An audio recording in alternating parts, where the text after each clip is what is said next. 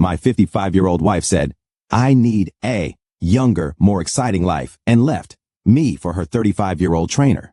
I said, enjoy your adventure. 6 months later, when she tried to get back on my health insurance after discovering her boy toy was actually married with kids, AP had already. Original post, I-58 male, thought we had a good thing going. 32 years of marriage to Deborah, 55, 2 kids grown and successful, decent, retirement savings, paid off house, weed, made it through the tough years.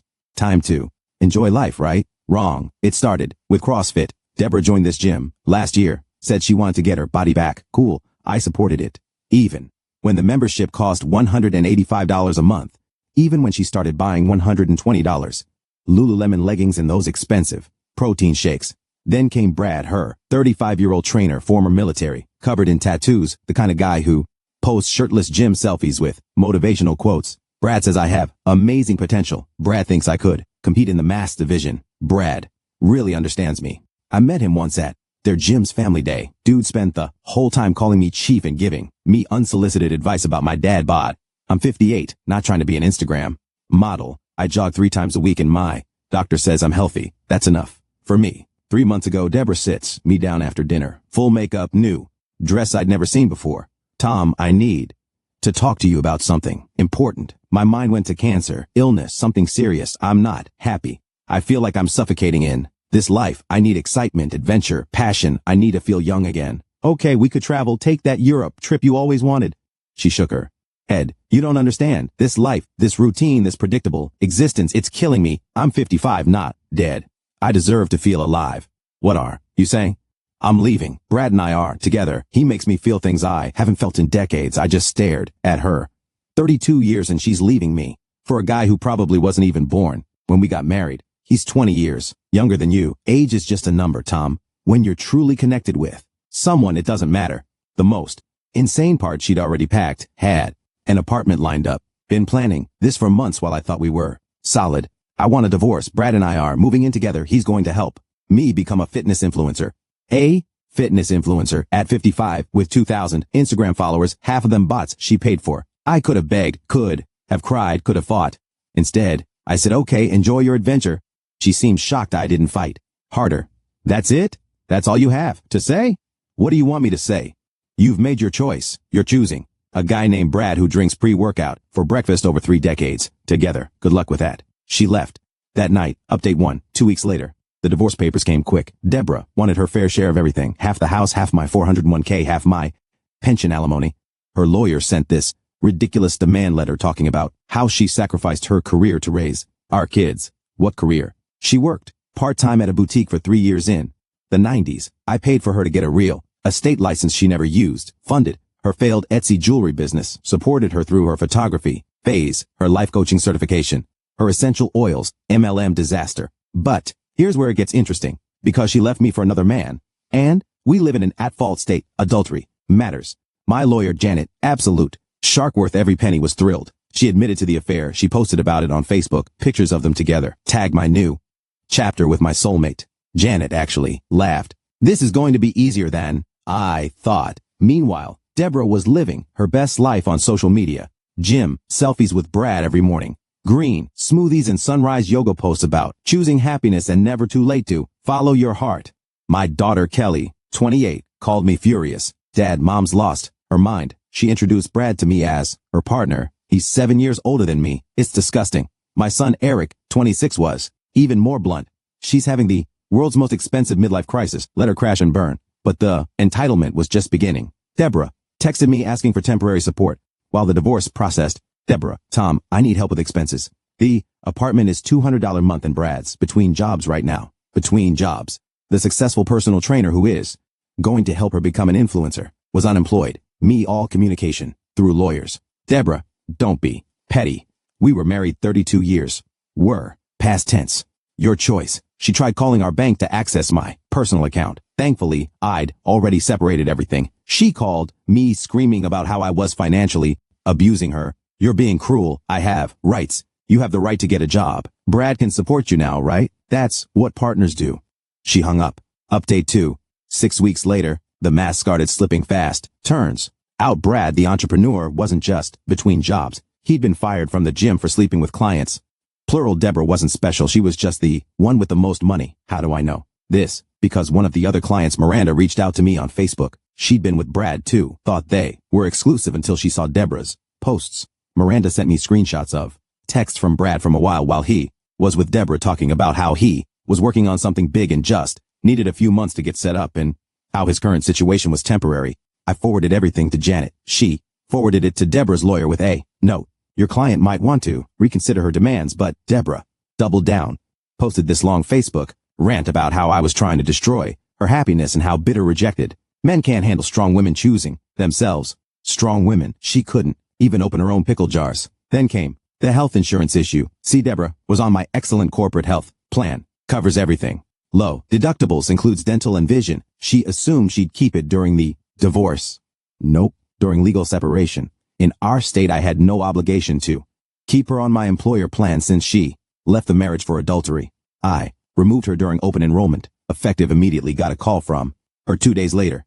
Not a text, not an email, a screaming phone call. You remove me from the insurance. I have a dentist appointment tomorrow. Brad doesn't have insurance. He's working on it. Sounds like a personal problem. I have medications I need. Coverage. Cobra exists. It's only $1,400 a month. I can't afford that. Shouldn't have left your meal ticket for a guy who lives in his car then. Oh yeah, buried the lead there. Brad didn't have an apartment. He'd been crashing at the gym after hours. When Deborah got them the apartment, it was the first stable housing he'd had in months. My wife left me for a technically homeless personal trainer. Update 3 months in the divorce. Negotiations were beautiful. Because of the adultery and the fact that I documented everything, Deborah's demands got shredded. No alimony, adultery forfeit in our state. She got her half of the house equity but had to agree to sell immediately because she couldn't buy me out. Her half of my $401k from the marriage duration, but with penalties for early withdrawal since she needed cash now. No claim on my pension. The house sold fast. Market was hot. After realtor fees and paying off the small remaining mortgage, we each walked away with about $180,000. Deborah blew through $30,000 in 6 weeks. New car for Brad, lease Mercedes, new wardrobe for her influencer career, professional photography sessions, cosmetic treatments. She was documenting everything on Instagram like she was some real housewife. Meanwhile, Brad's true colors were showing. My neighbor Carl told me he saw Brad at a bar with another woman while Deborah was at her book club. The doorbell camera footage from my old house still had access until the sale closed, caught Brad bringing someone home while Deborah was visiting her sister. But here's where the entitlement hit peak levels. Deborah's mom, Ruth, called me. This 80-year-old woman who I'd driven to doctor's appointments for years, who I'd helped move into assisted living, called to lecture me. Thomas, you need to forgive Deborah and take her back. Ruth, she left me for another man. She was confused. This Brad character has manipulated her. You're her husband. You're supposed to fight for her. She's a grown woman who made her choice. She's making mistakes, but you're being vindictive. A real man would win her back. A real man respects himself enough not to be someone's backup plan. Ruth actually said, and I quote, "You're going to die alone and regret this. Rather die alone than live with someone who doesn't want me." Update 5 months later, Deborah found out about Brad's side pieces. How the idiot gave her an STD. Yeah, she called me crying, actually thinking I'd sympathize. He gave me chlamydia. Tom, I have to take antibiotics. Why are you calling me? Because you're the only one who really knows me. I thought I didn't understand you. I thought I was boring and killing your spirit. I made a mistake. Okay, is that what you want to hear? What I want is for you to never call me again. But she kept calling and texting and emailing. Brad had moved some other woman into their apartment, kicked Deborah out. She was staying with a friend, but the friend was getting tired of her drama. The money was almost gone. The influencer career never materialized. Shocking. Who could have predicted that? She was working part-time at a department store making $15 an hour. Then came the insurance crisis that prompted this whole post. Last week, Deborah texts me, "I need to get back on your health insurance. I have a lump in my breast. Need mammogram. And possibly biopsy." Okay, that's serious.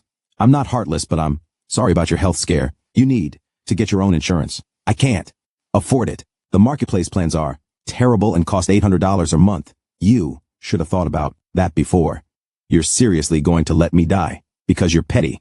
Dramatic much? You're not dying. You need a screening. Go to Planned Parenthood. They have sliding scale fees. Here's what she didn't know. I'd remarried. Yeah, quick. But when you know, you know.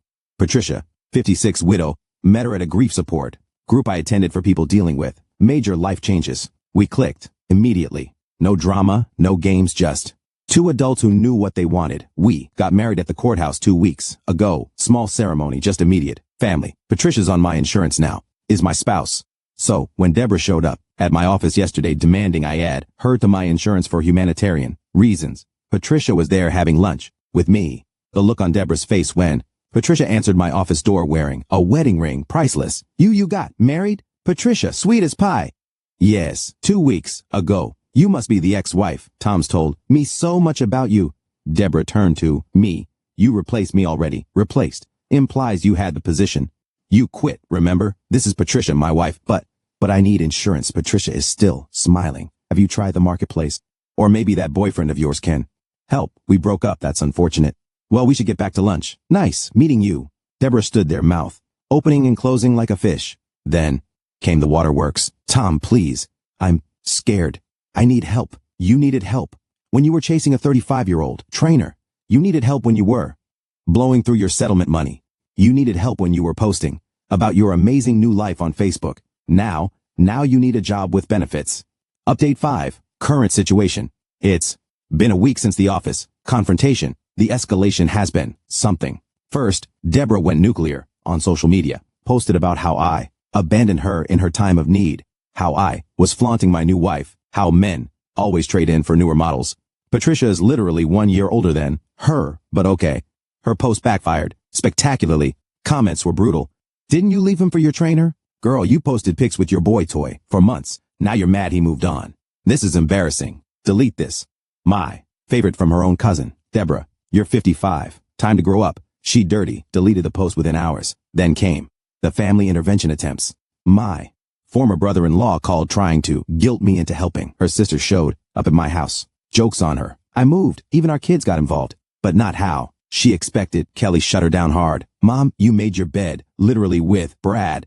Eric was even more brutal. Maybe focus on getting your life together instead of stalking Dad and Patricia. Oh, yeah, the stalking. She followed Patricia to her yoga class, sat in the parking lot. Patricia, who's dealt with actual problems in life. Her first husband died of cancer. Wasn't even phased. Just walked over and said, Deborah, this is embarrassing for both of us. Tom's moved on. You should too. The financial spiral continued. Deborah's car got repossessed. That Mercedes lease for Brad she co-signed. Yeah, he stopped paying. She got evicted from her friend's place for not contributing to rent. Last I heard, she was staying with her mom, Ruth, in the assisted living facility, sleeping on the couch. Ruth called me again. She's your responsibility. No, Ruth, she's a grown woman who wanted excitement and adventure. She's getting exactly that. Adventure is just another word for poor planning. But here's the real kicker. Remember that health scare, the lump? She finally went to Planned Parenthood, benign cyst, completely harmless, but she'd already told everyone I was letting her die of cancer, so that was awkward. Then, yesterday got a text from an unknown number. It was Brad. Hey, Chief, heard you were married. Good for you. BTW. Deb's crazy. Watch your back. Watch your back. I responded. Already learned that lesson. Enjoy your next victim. LOL. She still thinks we're getting back together. Calling me 50 times a day. First blocked the number. Not my circus. Not my monkeys. Final update. It's been 8 months since Deborah left me for her exciting new life. Here's where everyone ended up. Deborah is working 2 retail jobs, living in a studio apartment in the sketchy part of town. Her Instagram influencer dreams dead. Her account is now private with 436 followers. The last public post was a motivational quote about rising from the ashes. The ashes. She lit herself. Brad moved 3 states away with some new woman he met at a supplement store. Deborah found out when she went to win him back and found his apartment empty. The landlord said he'd skipped on 2 months' rent. She tried one last time to get money from me. Showed up at Patricia's birthday dinner at a nice restaurant. We were there with Patricia's kids and my kids' full family gathering. Deborah walked up to our table dressed in what was clearly a new outfit she couldn't afford and made a scene. I need to talk to my husband. Ex-husband, I corrected. We were together for 32 years. That has to mean something. Patricia, calm as ever. It meant something. Past tense.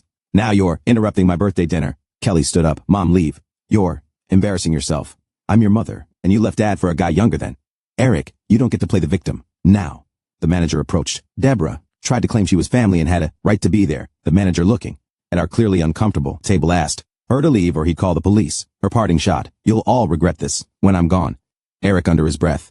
but loud enough. Promise. That was 2 weeks ago. Since then she's been banned from the restaurant. Both kids have gone low contact with her. Ruth passed away peacefully in her sleep, leaving everything to charity because she was disappointed in Deborah's choices. I got promoted at work. Stress-free life does wonders for productivity. Patricia and I are planning a real honeymoon to Greece. The whole thing cost me about $180,000 and a year of drama. But I gained peace, self-respect, and a partner who actually wants to be with me. Deborah wanted excitement. She got it. Bankruptcy is pretty exciting. Eviction notices are thrilling. Watching your boy toy leave you for someone younger is an adventure. She texts me occasionally from different numbers. Always some emergency, some crisis, some reason she needs money. I don't respond. Patricia and I joke about it over wine. Another text from the ex. She'll ask, yep, needs money for car repairs. Didn't you want a more exciting life? Walking is quite the adventure. We laugh. We're happy. Life is good.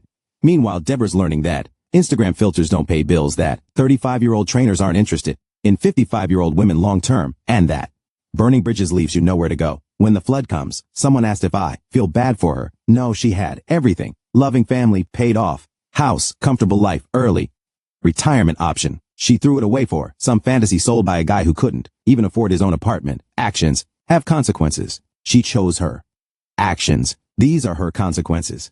Me, I'm living my predictable, boring life with my age-appropriate wife, my healthy retirement accounts, and my excellent health insurance that covers both of us. Boring never looked so good. Edit, since some people are asking, yes, this is all real. No, I don't feel guilty. She made her choices. I made mine.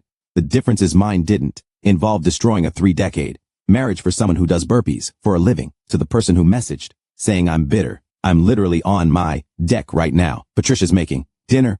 We're about to watch the game. If this is bitter, I'll take it over. Whatever Deborah's version of sweet was supposed to be.